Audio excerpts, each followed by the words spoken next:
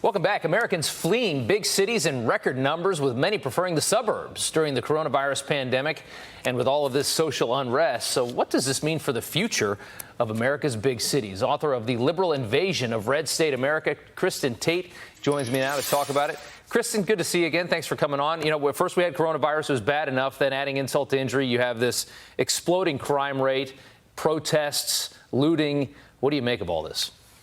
Good morning, Rob. Yeah, a perfect storm of COVID, economic uncertainty, and social unrest is prompting waves of Americans to leave big cities and permanently relocate in more sparsely populated areas. New York, LA, Chicago, they're all losing people. New York City alone lost more than 500,000 residents just during the first few months of COVID. Millions more are expected to leave. Meanwhile, there's been this massive surge in demand for real estate in rural and suburban Maine, New Hampshire, Vermont, Connecticut, Montana, and Oregon. City living is just becoming passé in a lot of places. People are realizing that it's too expensive and too dangerous to raise families in urban areas. Right. We have seen crime rates explode in these places. Weekend after weekend, we've seen double-digit murder rates in Chicago and now New York. Now these same liberal places are saying they're going to defund their own police departments. I mean, many families are literally terrified to leave their houses. And what's really sad, Rob, is that when the middle class leaves, it's not the rich who will be hurt. It's the poor and most vulnerable who can't afford to move. Absolutely. And we'll talk about taxes here in a second. First, let's pull up some information here on mail forwarding requests from New York City. And it shows, if you go back to March and April, triple the requests. Now, that obviously is COVID, because that's before all the social unrest began. My question to you is, you take all these people that have pulled out of the city because of this virus,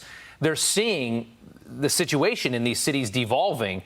Will they come back? Will people actually come back to these cities once this virus is gone? Well, the data suggests that a lot of people won't be coming back, especially because of shifting workplace attitudes that make working remotely easier than ever. And just to be clear for our viewers, it's not just families who are leaving. It's also young people. 2.7 million young people moved back in with their families during just March and April. Many will never return to cities. I think, Rob, people are starting to realize the charm of country living. I've lived in New York City and in towns with as few as 1,000 people. A lot of rural places have stunning natural beauty and low costs of living. I mean, if you can work remotely, why would you go back to a city where you're paying $3,000 a month for rent for a one-bedroom apartment and crime is through the roof?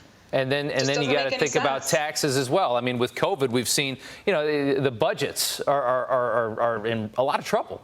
There's not going to be the tax revenue in a lot of these cities. People are talking about how New York City is going to have to raise taxes. So you're going to raise them even further for a lower quality of life.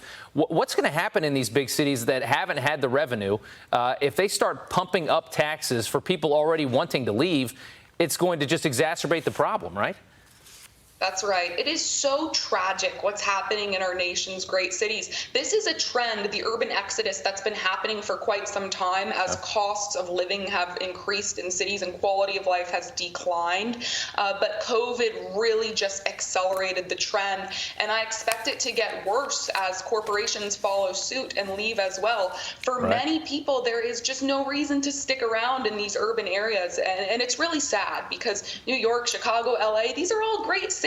And we don't want them to have bleak futures. Yeah, and here's the New York Post this morning. If you had any question about it, Bill de Blasio, do something. The Post begging for him to do something. Crime out of control, shootings tripling for, I think, doubling for the third straight week in a row. Kristin Tate, thank you so much for your time. Always good to see you. Thank you, Carly, over to you. Great to be with you.